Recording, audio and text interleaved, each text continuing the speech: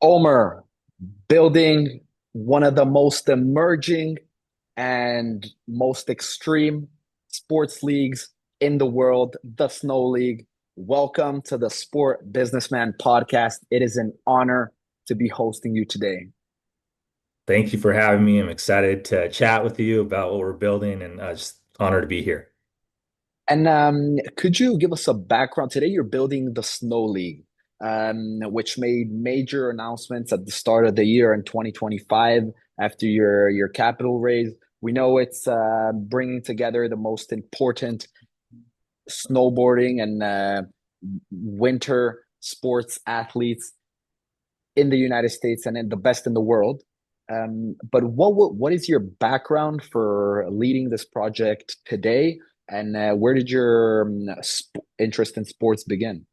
Yeah, well, I actually have one of the fun things. I have a pretty varied background. I was actually an electromechanical engineer at Stanford, if you believe that. And then I started a robotics company, went to business school, spent a bunch of time in management consulting at the Boston Consulting Group, and started an ad tech company after that. And then I met Sean in my third company, which was a master class for sports and wellness. So we filmed the world's greatest athletes for a couple days, teaching their skills on and off the court or the field. So we filmed Michael Phelps teaching swimming, Maria Sharapova teaching tennis, 23 athletes of that caliber. And that's where I met Sean. I got to film him teaching snowboarding, and I grew up skateboarding and snowboarding, so it was a particular one that I was excited about. And fast forward a couple years after that, as Sean was retiring, he was really thinking about starting this league, and he saw this opportunity. And we talked about it, and I think one of the things that excited him about maybe working with me to help develop the league was that I had a pretty diverse background. I hadn't spent 20 years inside of snowboarding, right? And so I love sports. I've come from a tech background. And so as we've developed our team, a lot of that culture remains inherent in kind of like as we build it, we have a great group of people that have lived inside the sport for 20, 30 years, especially on our operations side. But then we have a lot of people that don't know snowboarding or skiing, and they came from soccer, they came from cricket, they came from the NFL or NBA, or they came from tech. My CFO came from Meta. So it was that my background's pretty varied, and but I do love the sport. It's been something I've been passionate about my whole life. I was the president of the ski and snowboard club in business school. And I do it with all my friends. Like it's the thing I do every winter to have fun. So, very excited to be running with Sean and bring a diverse approach to building the league. Before we get into the details and technicalities, what is what is it like to build to be building a new emerging sports league? Is it like building a company in any other industry, like a single company, or is it like you're building a sector, like a bigger sector? What does it look like? Can you That's, brief us? yeah, that's a great question. I think there's certain things that just inherently remain the same about building it versus any other company. And I've used this example before. We always talk about product market fit in a lot of companies. Like, do you have a product that people want? And so I think with emerging leagues, you see this being a real issue sometimes, is you're building something and you think people might want to watch it, but they don't. And you're building something, you hope people will pay for it, but they don't. And so for us, we fortunately have a product that's, globally very, very popular. It's one of the most watched sports in the Olympics. We did our diligence. There's people all around the world that watch it. 3.5 million people watched our first event. So, you have to go back to some basics when you're building the business around, can I generate revenue? Can it be sustainable? Um, but the other piece of it that's completely different than, if you're building a tech company, let's say, or you're, some things that aren't involved in emerging leagues or sports is you have a contingent of world-class athletes as stakeholders. And that, if you're building software as a startup company, That doesn't quite exist. And you have that celebrity, you have that PR, you have all of that that comes with that. You have the health and safety that you have to pay attention to of your athletes. And so, yes, you have your investors. Yes, you have your client, your commercial partners, but you also clearly have this piece around that's the first and foremost with these leagues around your athletes. And so that's a part that, having Sean uh, guiding this league is so important because who better to understand the athlete side of it than Sean? And he's done a great job of listening to all of this next generation of athletes as well. When I'm in the room with him, you know, we were 2 weeks ago in Tokyo sitting down with Ayumu, and we sat down with some of our other athletes in Beijing a few days before that. And it's really great to see, like, what can we do better as the league? What do you want from the league? So that's that is not something you typically see as much in some of the other spaces. But otherwise, I always tell people you still have to run the business like you would any other business. You have to make it sustainable. You have to generate revenue. There has to be a path there. And to dig into the business mechanics and the long-term sustainability, which you just mentioned, and Mhm. um, and to also define the revenue model that attracted the funding that was received at the start of the year from the most important investors, which we'll mention later. What was your process to build the product market fit? Did it already exist? And what were some tests that you ran to understand that it was a product that people wanted to consume? Yeah, it's a fantastic question. When Sean asked me if I would be interested in helping him stand up the league, I told him, give me a couple of weeks and let me do my diligence on it, just like I would have with any company I was starting. Um, and so we went and we looked at, key numbers on audience numbers outside of the Olympics. For example, who watches this sport outside of an Olympic cycle? And we had great data for that. And it turns out it's a lot of people watch it, not just in the United States, but very importantly, in Asia, in Europe, in countries all around the world. And we then looked at the number of people that participate in the sport. And what shocked me, probably one of the numbers you'll hear me talk about, is that it's twice the size of golf. It's got 125 million people that ski and snowboard around the world, and golf is 66 million, and it is number one as far as household income. And so you got this very attractive sport from a commercialization perspective, and you have lots of sponsorship partners that are looking at F1. They're looking at sponsoring US Open in golf or US Open in tennis. And this in the winter, there was this opportunity to work with them because a very attractive global audience is looking at our sport or paying attention to it in the winter. So we looked at not just like audience numbers, we looked at commercialization as far as the market goes and the market size globally. And we're very lucky to have a sport that is multi-generational. It's 8 to 80 years old. It is men and women. We're very proud to have a sport with equal pay on both sides, where you have you have a men's competition and a women's competition in both skiing and snowboarding in the half pipe that is incredibly competitive and fun to watch. And so we did all that diligence, and ultimately the investors, understood that we have these ingredients for success. Now, the other piece I'll say is that the sport was just fragmented. You had one-off events. You had Burton doing these U.S. Opens. You had X Games doing the Winter X Games. You had the Dew Tour doing, their tour. And so you had all these individually pretty successful, events, but there was no continuity through it. And that's the opportunity from a business school's case study. You're looking at a fragmented industry, and if you start to tie that together with continuity, where now you're getting points every stop, and you're eventually crowning champions, the storytelling and all that stuff amplifies. It's really hard to tell a story if you're doing something once a year. It goes away for 10 months at least. And so I think the investors saw all those ingredients for success, and they saw Sean as the right person to champion this league going forward. And that's why we've got some of the best in the world behind us. Incredible. And you mentioned that there's 125,000 people performing and playing the sport, correct? Million, 125 Uh, million skiers and 125 snowboarders. million skiers and snowboarders. Yeah, Incredible. around And the world. around the world. And what's your plan and what's been the strategy that you've tested and are looking to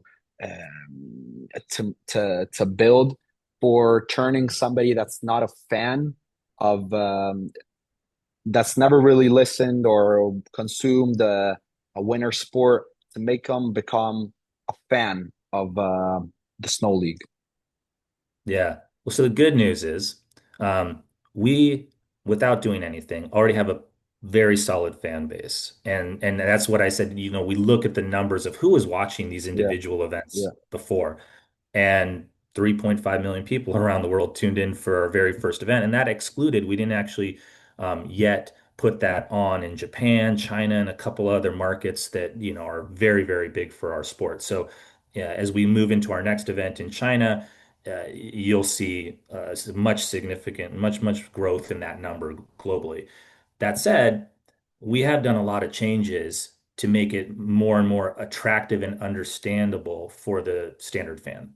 The probably one of the most important ones is we changed. Sean really wanted to add drama, and competition format has changed. We now have head-to-head competition. So a standard event, typically in snowboarding or free skiing in the half pipe, you have a finalist group, maybe it's 10 people, and they all do 3 runs, one after another. And so at the end, you might have somebody who is trying to beat a score of 93, but that score happened 2 hours before. And so as a fan, it's really hard to say, like, I can't even remember that. It was 25 runs ago. And now this person's doing a run and they have to beat this number. So by doing head-to-head competition, and quarterfinals, semifinals, finals, you and I could be in the semifinals against each other. I go down the half pipe, you go down the half pipe. We sit there at the bottom, we get our score, but the fan understands. They just watch both of us go down and they start to engage better. So we saw kids who have never seen the sport show up in Aspen, watched on TV, and say, "Oh, now I'm rooting for somebody too." There's an underdog. There's actually seeding. There's an 8 seed and a 1 seed, just like tennis, a 2 and a 7 compete. And then it's best of 3 runs. So you can come down to a final. Every run matters now, and it's head to head in the championships. And so we're doing that for the men's snowboard, the women's snowboard, the men's ski, and the women's ski. So that's how we start to draw in fans. The other way we draw in fans is by telling the story behind the athletes and the human story. And you couldn't really do that very well with one event a year, right? So now that we have multiple events and you have a championship race and you have promotion and relegation at the bottom of the table and you have all these dynamics, you can have brothers that are going up against each other.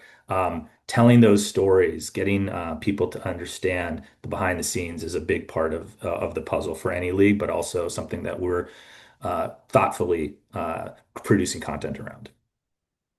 So it's very different from other emerging sports leagues and sports leagues around the world because, I mean, it's individual athletes and it's not like individual athletes, but they're in teams. Um, so for the athlete to fan relationship, um, is it up to the athlete or the league to build this relationship? But both, I think our North Star as we've developed the league is, F1, especially because we're a touring model around the world. And, our first 3 stops, Beijing, uh, United States, and Switzerland. And and when we have an event, the event is a big part of the weekend, but I tell people it's 25% of the weekend. The other 75% is lifestyle, music. We have great musicians. We have great events around the event. So with the athletes, it's our job as a league, and we work really closely with the athletes to do this, to tell their stories, to promote the league. And having worked with other major athletes, what's so great about our 52 athletes in our league is they're incredibly passionate and they understand how important it is for the league to succeed, for them to have this platform. So we have athletes that for example, I was mentioning we were in Asia, they'll come out and they want to help us and they want to spread the word in Japan and China and all over around like, the Snow League and their participation in it because it's good for them and it's good for us. And so we want to be around. And if we're around, then the athletes are happy. And Sean also has put in a lot of changes that really support, athlete health and safety, just thinking about how much time you have between runs. Because that was something he'd be sitting there maybe an hour between a run, and that's not that safe. You want them to Yeah. be kind of warmed up. So a lot of thought goes into that, and I think the athletes see that we're very collaborative in helping build a league with them.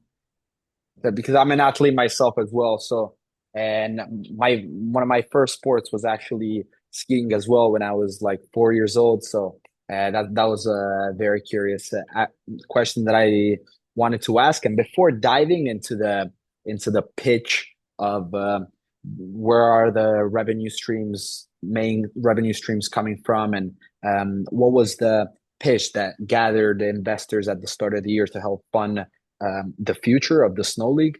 What does the path of your athletes look like in preparation for the races and all year round to be able to perform and grow the visibility of the league? Yeah. So I think the athletes that, well, the good news is they needed this in the calendar. There wasn't necessarily some events had shut down. So Burton had shut down doing the US Opens, which was a major event on the calendar. And a lot of our team actually comes from Burton, and they had put on these events. So for athletes right now, there is obviously a major focus on the Olympics coming up in Italy. Congratulations. We're excited to be there as well. About probably 30 or so of our athletes are Olympians out of the 52.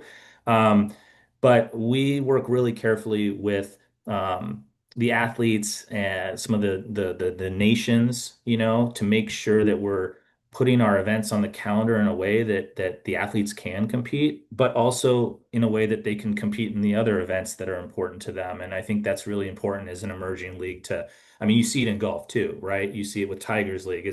You have to work together with everything else that's out there as far as events, as far as the athletes' schedules go. So, and we're always thinking about making sure that even to the point of travel, you don't want an athlete taking an overnight flight, being tired, and then showing up and having to try to compete at an elite level. So we're thinking about travel schedules, we're thinking about all that.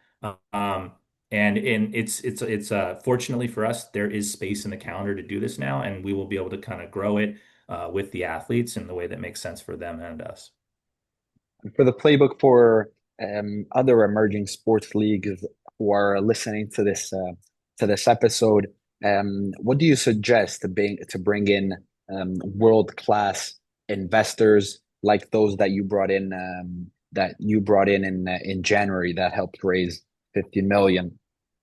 Yeah. So yeah, one of the things, not every league's the same. For example, if you look at the pie chart, if you look at the standard pillars of revenue for a league, a lot of them will say media rights, sponsorships, ticketing, merchandise, or IP. And everyone's a bit different.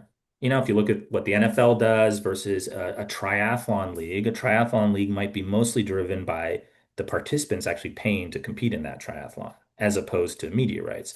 So there's no one size fits all. But what we found resonated really well with our investors was the fact that the media rights is a big piece of this puzzle because so many people watch it globally. But it's important not to necessarily believe that you can rely on media rights dollars out the gate, significant ones, because you're looking at these numbers like, wow, a lot of people watch us, and you're seeing other leagues, and it takes them a long time to get to where someone is paying them $20 million a year, or, billions of dollars a year. So for the right to broadcast the events. So as an emerging league, you want to have a long-term vision there that, hey, it's important to make sure that we grow the fan base and we have as much reach as possible globally. And to do that, you see a lot of leagues come out and they're like, they show up in a stadium and there might be 2,000 people in a 60,000 person stadium. And that's just at the early days, you can't sustain that. No, you don't have the viewership yet. So we built this league with the idea that we would be able to put these events on and cover most of the event costs through our sponsorships, through our ticketing, through our merchandise sales, things that happen at the event that are event related, and that our media rights, like many other leagues, would grow over time, but we weren't necessarily dependent on that in the first year or the second year. And I think the investors really took to that. So there's kind of this sustainability concept, and I personally have grown businesses without taking a dollar. I've bootstrapped businesses from to 150 plus people from zero with no money. And there's that balancing act where you say, okay, like in the early days, it is so important to have a sustainable path. It's sports, it's glamorous. People throw a lot of money at it. And so yes, we do have investors and our job is to grow this thing, but we're also being very fiscally responsible and growing it like as we, in the right way so that we'll be around in 5 years. Incredible. Omer, thank you so much for the incredible advice that you shared. Story of the Snow League. You've in the audience of the Sport Businessman podcast, you have new audience members and a fan base, and we look forward to seeing the growth of the league. And we thank you so much again for sharing this on the podcast. Thank you so much for having me.